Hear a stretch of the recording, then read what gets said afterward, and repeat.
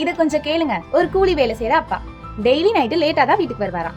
ஒரு நாள் மகன் கேட்டிருக்கான், அப்பா நீங்க 1 மணி நேரத்துக்கு எவ்வளவு சம்பாதிக்கிறீங்க அப்படின்னு. அப்பா அன்னைக்கு ரொம்ப டயர்டா இருந்ததுனால கோபமா போய் நீ போய் தூங்கு அப்படின்னு சொல்லிட்டாரு.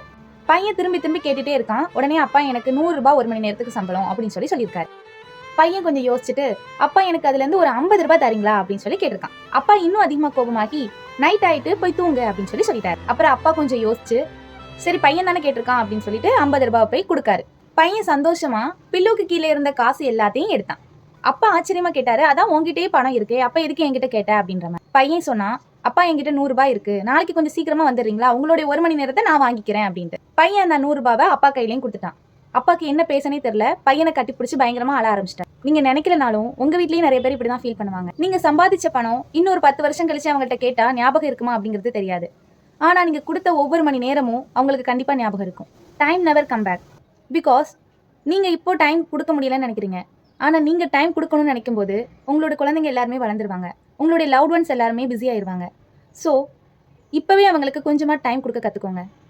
See you next video. Bye bye.